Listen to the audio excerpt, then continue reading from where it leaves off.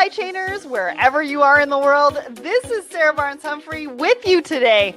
Are you ready? Let's talk supply chain.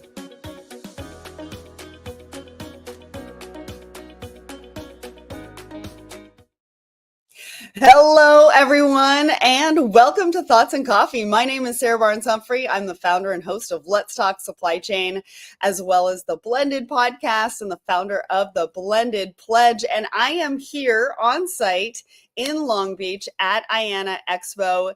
Yesterday, we hosted a pickleball slam, and it was amazing. Congratulations to the overall winners. We had such a great time, and we're actually going to be doing that pickleball slam again at TPM. So I hope that you can join us there as well. All right.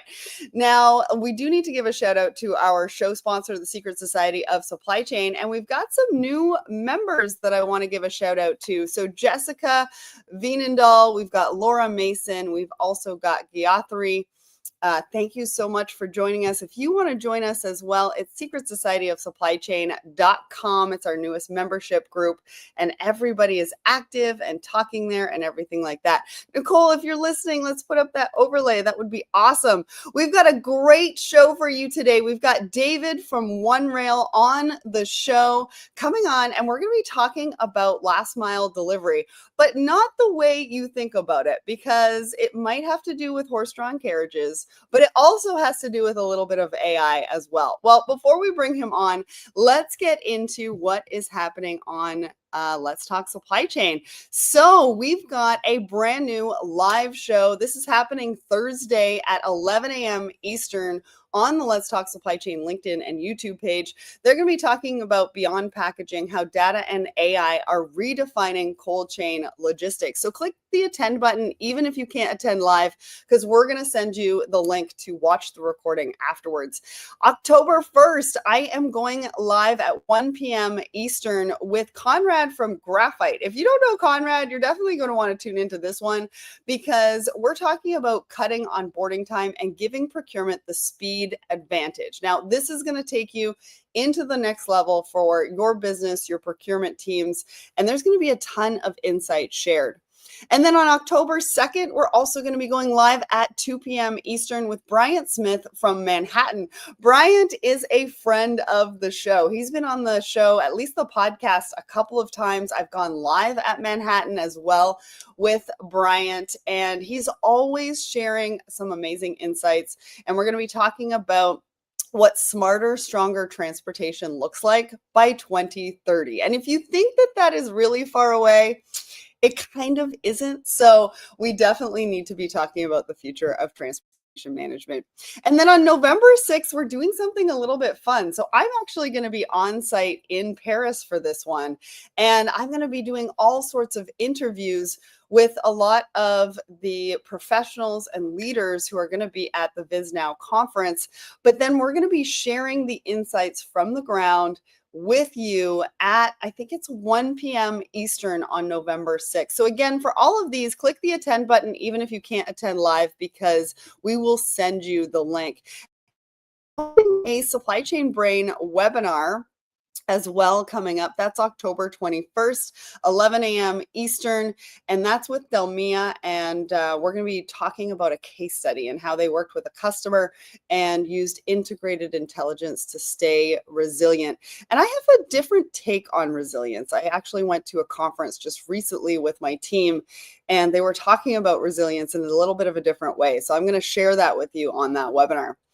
All right, where are we going to be? Well, in-person conferences, I just talked about Visibility Now. I'm going to be in Paris November 6th. And then I'm going to be at the Women in Supply Chain Forum, which I'm going to share a little bit more in just a second. And then Manifest February 9th through 11th. We're going to be recording podcasts on site. So if you're going to be there, make sure to reach out.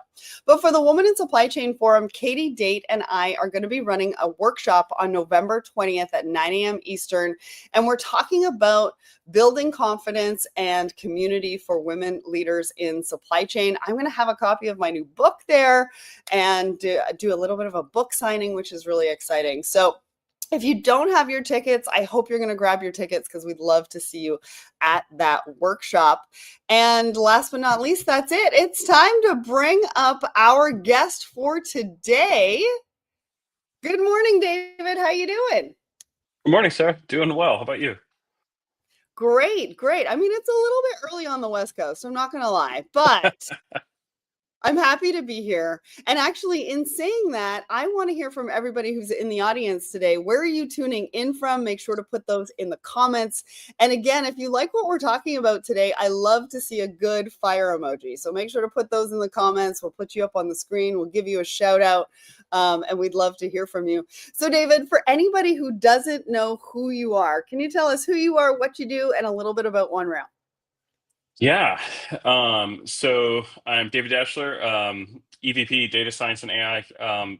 Basically, I head up the analytics, modeling, and execution, so automated execution here at OneRail. That's everything from building reinforcement learning models through making sure that our discrete optimizers are working properly and lots of other mumbo jumbo-y sounding stuff, but as well as listening to feedback from our human teams on what things need to be prioritized and optimized. I was OneRail's first CTO for the first 4 years, responsible for about 4 million lines of code. And then, we realized we had a pile of data and we just didn't have enough time to sort of execute on it.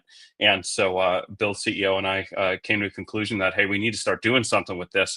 And now we've activated lots of data to very good result. I mean, we've really put a system together that is much better at automated decisioning. There's lots of internal savings that we've achieved, as well as obviously that goes to our customers as well when we can keep the rate card prices low and keep their costs low. And so kind of benefits everybody.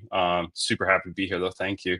Love it. Love it. Now it's good to see you because you and I had a bit of a conversation. Side note, I don't want to give away any of the secrets, but you have a good idea of what we're working on for 2026, and it's pretty exciting for us. And I think Very that cool. conversation was a little bit exciting for you as well because as much as I can nerd out on technology, we nerded out a little bit, but you didn't go into too many acronyms, which I do appreciate. But 4 million lines of code is a lot. It That's a sure is. big job. It sure is. It's and it is really, to kind of connect the people back together. It's sort of like based on what we learned, right? Like a lot of things were manually done. We had systems that weren't directly connected and weren't automated in the beginning. And we were taught by the people at the time on how these executions look. What does this decision look like? How do we want to do it? Which modes and all of that. And all of that human knowledge was then put into a system that takes advantage of the fact that the computer can track like much more data. But otherwise there's still a lot of the human touch left in all the code. It's still very much geared towards what do we as people care about. The robots, maybe they'll have their own agenda someday, but right now they need to care about what we care about, so we need to Yeah. understand that really well to make it work. Well, we're going to talk about that a little bit later on with one of our articles, but I do want to get to the poll of the week. So we ask everybody a question every single Wednesday morning on our Let's Talk Supply Chain LinkedIn page. And the question was, how is your organization currently leveraging artificial intelligence and machine learning in your supply chain? Now, we had 12 votes on this one, and that actually does not surprise me at all because a lot of people, I think, are talking about it, but a lot of people are very hesitant to talk about either A, what they're doing, because I'm not sure everybody really knows what that means for them. And so it's interesting because we had a tie across the board. 33% for every single one of those responses. So actively using AI was 33%, considering testing AI is 33%, and no AI was 33%. What did you think about this, David? Was it a little bit surprising for you? Not really. I think the 33% actively using AI and ML might be the biggest surprise. It's as far as like supply chain goes, there's a lot of human knowledge embedded, right? And so sometimes when you're, especially, I know that when our teams have looked into some of these jobs, you walk into this, how are we even going to automate this thing? It's like, this seems impossible. There's just so many Right. decisions to make. There's all this nuance to it.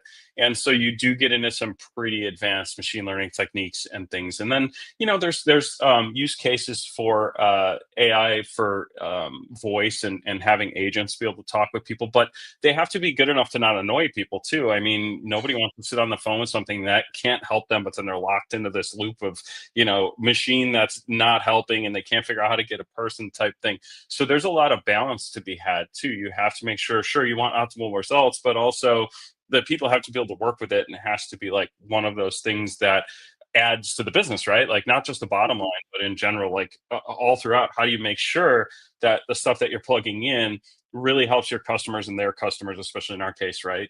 So I think it's complicated. And so I can see there's a lot of hands off, we just keep doing it the way we know because it's working for us. And a lot of times we see that retained until sort of like, we'll come in as advisors and show them like, here's what you could do with just a few changes. We're not telling you to blow out everything that you're doing, but here's what we can offer, right? Yeah. And I think that that's, super interesting in how everybody, and I was going to keep this stat until later. So I mentioned at the top of the show that I was recently at a conference. It was not a supply chain conference. And I was listening to a neuroscientist called Andrew Huberman. And he said that the window of opportunity to optimize workflows with AI is 18 months. Yeah. And I just want to put that out there and let that sink in for a minute, because 33% of them said they weren't using AI. And if you think about having a window of 18 months to optimize your workflows, it's a little bit terrifying if you're not even dipping your toes into it, because you don't have a lot of time. And so I don't say that to scare anybody, but I do say that so that, we really are thinking about what that means for us, our businesses, our teams, and optimizing our workflows. Now, I do want to get into our first article, but before we do that, I love this part of the show because I ask you a bit of a market update. Now, you were recently at the Doorstep conference, I think it was. That's correct. What were people thinking about? What was top of mind? What were they talking about? Well, I went there to talk about the final part of the last mile, right? Like, there's a lot of technology that can sort of track, everybody loves it when they can see where their delivery is coming back. And, if like, hey, I have an hour, I need to get back home to make sure I'm there for this package. But a lot of times, stuff gets lost at the very end. It's sort of like, I've lived in pretty large apartment complexes and I'm still in a decent sized one right now. And the package systems and the way that you have to actually go find where to put the stuff once you're in that last leg can be really difficult. You need codes and access and all of that kind of stuff. And where do I even go to put this thing? And so I was talking with one of our partners, Doorstep.ai, about their vision for that. What happens when the GPS doesn't work anymore? Which, if you get into a tall building or you're in the middle of New York City with lots of tall buildings around, those satellites, they need line of sight to be able to provide your location, right? They lose that rather quickly. And so they developed a product that we're tapping into right now, which allows you to get directions inside buildings, right? And so now you're somebody that has to make a delivery happen. You're able to walk around. You get these kind of turn-by-turn indoor directions. You can see where you have to go to leave something at somebody's door or in the package room or all of that. And then they, in turn, can see the path that you took to go and deliver that item as well. So now, we have advanced AI POD that tells you whether or not a picture looks like it's dropped in the correct locations and things like that. But now you also have this whole trace back of like, hey, we have a POD and we know kind of where they left it, because I can't count the number of times that it was just like a wall somewhere. And I'm like, where did you put my stuff? Like, that is not a cheap thing, like a computer monitor or something. I want to know where you put it to in the package room. It's not there. Where is it? And so this is helping to solve that kind of problem. And so that is it's so interesting. And I hate to interrupt, but I remember being downtown Toronto and having to like navigate, but like the GPS was like bouncing off of buildings and it would change on me. Yeah. And you're trying to drive, obviously not safely, because you don't know. And it's like you're somewhere in this 30-mile circle. Good luck. And you're like, well, that doesn't tell me anything. That does not help me. And also, I love that so much because I used to be in logistics and PODs were the bane of my existence. And they would take so long to get and all that kind of stuff. And that actually brings us to our first article, because I kind of want to talk about that around PODs and how something is delivered right now. So I don't know if anybody has heard of, I don't know if I'm saying this properly, but Mackinac Island, and I think it's just off of Michigan, but there is no cars on this island, and they've got about 500 year-round residents. You might be thinking, what does this have to do with supply chain? Well, this whole article is how Amazon actually delivers packages to the residents on that island.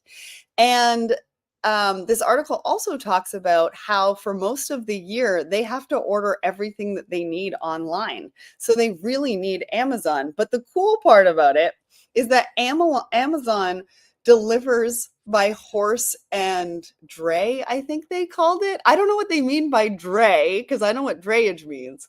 But I guess horse and buggy, maybe? I'm not entirely sure. But this was fascinating. And the fact that they're doing it by horses and not really thinking about drones, maybe drones will come in the future. I don't know. What did you think about this, David?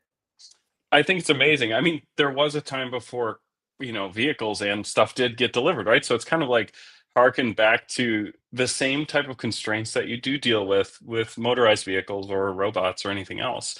You have to know that, first of all, can the horse hold your thing, right? You're not delivering a refrigerator, on top of a horse. So maybe that cart thing, maybe if somebody needs a refrigerator, they're putting it on there. But at the same time, like, you still have to know like how much space you have available. And I'm sure forever human beings that are moving stuff around have had to worry about this. Like, well, does that fit on? And the interesting thing about the way that we planned out our network is it is sort of agnostic to vehicle or mode or anything. We just need to know like how much stuff can go on that. Like, what is the maximum weight and size? And given that, we could also, schedule delivery by horse. And so I do think it's great to just kind of going back to our roots, and that ultimately it's just taking something somebody wants and getting it to them, regardless of the mode, right? Yeah.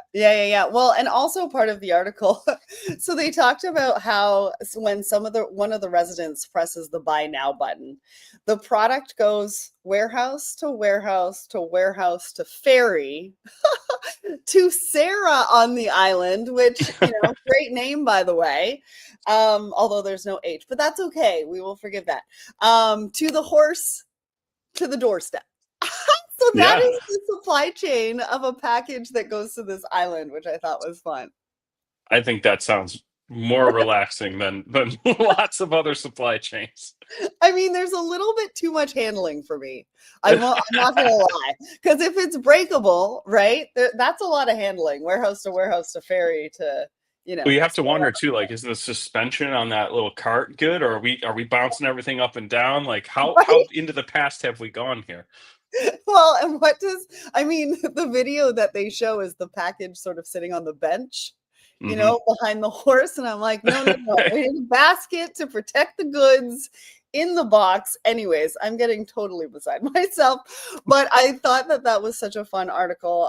I hope you all go to read it. It's actually in the comments as we speak. And I do want to get to our next article because we've got a lot to talk about on that one. But I want to give a shout out to Audria. I think she's watching us on a couple of LinkedIn channels. And so I really appreciate you. And again, if you love the conversation, make sure to give us a fire emoji. Love our fire emojis and want to know where you're tuning in from. All right. Second article. So this is obviously from OneRail. And David, you participated in this one. And what I love about this is that you said it's no longer, or it's never been about tech forward, people last, right? I actually called it tech and human forward. You guys called it tech forward, people first. And I know we're talking a lot about AI. Listen, you can't go anywhere or listen to any conversation without AI coming into this. But I think my last comment around you've got 18 months to optimize workflows with AI before you get left behind really has relevance here. And like you said, it's not about changing everything. It's really just changing a few things, or at least getting started and figuring out what that looks like for you. So David, talk to me about this article. What are some of the key points in here that you want everybody to know about? And also, you talk about your session at Doorstep. Was there any key insights from there that you wanted to share? So yeah, let's start with the article. It really is it's got to be a human-led project to optimize, even when it comes down to advanced. We're talking like advanced discrete optimization, reinforcement learning, which is closer to the AIs of that we chat with right now. But it all comes down to understanding what the problem is that you're trying to solve. And you'll see some of the best supply chain optimization, operations research people talk about this. You can build the perfect model, right? It's perfectly optimizes every time. But if you're optimizing the wrong thing, or you haven't taken into account what's important to everybody at the table, you haven't really optimized. Nobody's going to want to run your model, and it'll get totally rejected when it comes to deploying it to the business. So optimization is both the mathematics and techniques and engineering that it takes, but also the time to really understand what we call your reward function, your value function, even your cost function, right? And so for us, that comes down to understanding where things go wrong, what the objectives are, what we pay for, either directly or indirectly, right? Like you pay for costs of running vehicles, but you also indirectly pay when somebody can't, let's say it's a very large truck and somebody can't use a specific road or something. You're paying an extra cost for them to go around. Mhm. And it's about understanding that at a very large scale. And the only way to do that is with people that have the experience that can understand where things are going to go wrong, and you can sort of start to measure that. So what we do is a mixture of different kinds of models. We use discrete optimization, like many do. We have a very large project called OmniStar that is a mix between discrete and what basically probabilistic, like the chance of something going wrong, right? And we take that into account. And the reward functions for these models are specified by people, by our operations staff, by our customers. They know what costs them money. Like when somebody can't find something, or a package gets damaged, or things like that, all of those things are taken into account. And we're building the model with those things in mind to try to minimize or maximize the good and bad, and through all of it though, like even, the best models, we still have what we call delivery support, or LSS, that takes care of the exceptions, the things that happen that the model couldn't possibly know about, that need to be handled by human beings. These are drivers that are lost. They can't figure out where they're going. And that could blow the SLA. That could cost a lot of money. These are cars breaking down and having to do a recovery. All of those things also require people to be there to answer questions, to be able to figure out what to do, because these situations are all very specific. And so that's where our exceptions assist team comes in. And so that article talks a lot about this sort of hybrid model. And even, what I really want to press is that even given this advanced technology, these computers, some of our models running on GPUs. So of course, NVIDIA is getting more money from us. We're putting a couple very large machines into a data center for more NVIDIA power, because a few of our models, including our AI vision models and stuff, run on GPU, right? Cool. We got all that technology over here. It's doing work, but ultimately it's a tool, right? It is a tool Yeah. that we're using to solve a problem. And if we haven't defined the problem correctly, we're not solving anything, right? And so I think that's the biggest thing I'd want to get across. Well, and I think it's interesting that you're talking about how you're solving for problems, not only within your organization, and then we talk about your customers solving for those problems and wanting to work together, right? And Mhm. everybody's learning together, right? That's right. Most of Nobody has all the answers. That's right. No, most of I've been on a lot of calls recently with customers and potential customers, and it is teamwork together. It's learning how to execute our models, given their data, our models given their inputs, and then bending and shaping our models for the future, so that we can make a more generalized model that works for not just internally, but is working for everybody externally, given the amount of data they can provide. And that's a big factor too. Like, how much data do you really have? What can you send for us to work together to figure out how to minimize or maximize the things that you want? Yeah, well, and I think also the other thing to note is that investment is happening on both sides as well, right? It has to be a journey, I think, with the partners, right? You have to take a Mhm. journey with the partner, and everybody's got a role. Everybody's got responsibility. Everybody's making investments, and communication is really key for that. One other point I want to make for this article, and go and check it out because it's in the comments. They do talk about a case study around Tractor Supply, and I had a panel with Tractor Supply at Home Delivery World just a few months ago, but talking about how they're future ready and what that looks like for Tractor Supply. supply. So definitely go and check that out. But we do need to get to our last article, and this one's kind of fun. I do want to give a shout out first to Austin. We got our first fire emoji from Austin. Thank you so much for that. And yeah, let's get to our last article. So this is really interesting. It's not something we generally talk about on the episode, but it definitely has so much relevance to what we're talking about today. And me being in Long Beach right now, and I've been in LA for a couple of days, I've seen these Coco robots all over the streets. I've walked past them. They've driven past me. They are everywhere. And the fascinating thing I think about this particular article is that the movie business, advertising, marketing professionals are getting to understand what supply chain opportunities are out there. And so in this particular instance, they're talking about advertising on the delivery robots of a movie. And I don't think it just starts and ends there. I think there's a lot of opportunity and things to think about, how we can think about outside of supply chain when it comes to advertising and marketing. What did you think about this, David? I thought this was pretty cool. And it really made me think about like, well, what other stuff do people want to do with robots, right?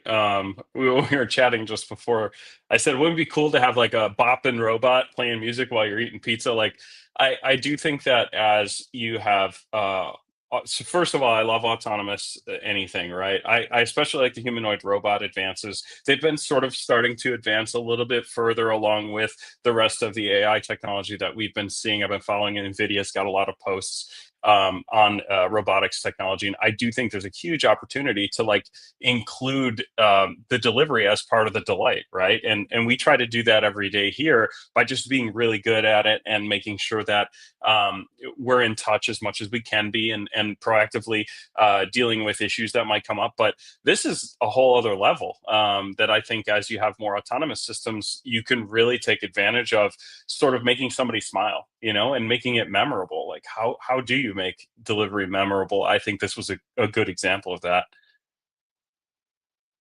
Well, and it was interesting because the tracking technology that they use for these robots are also ingesting data around marketing, and they can give not only tracking data, but they can give campaign data back to, I think it's Prime, back to Prime to let them know how well this campaign actually did.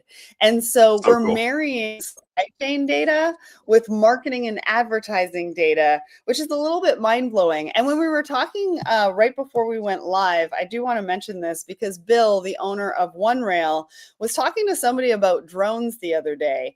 And they weren't just thinking about business delivery, they were actually thinking about it as an entertainment factor and possibly doing delivery by drones of pizza to a birthday party. That's cool. Everybody loves drones. Yeah, I can imagine. Why not? Why not do a little drone display because it's somebody's birthday? And as far as when you think about where we are right now, as being able to collect metrics and stuff, there's a whole lot of advances over the past 15, 20 years that have really gone into being able to do like the vision tracking, knowing when somebody's looking at your thing that's crawling around the street. There's just so much that goes into it. And I think you're going to, because of that slow kind of trickle and culmination of advances, now you're starting to see some of this really pop, and there's going to be more and more of that over the next 5 to 10 years, I think. Yes, well, that's awesome. I want to say thank you so much to everybody who watched and listened today. David, you shared some amazing insights on the show today, and I really appreciate you for coming on. Oh, thank you so much for having me. I'm glad that I could help. Awesome. Okay, so we'll see everybody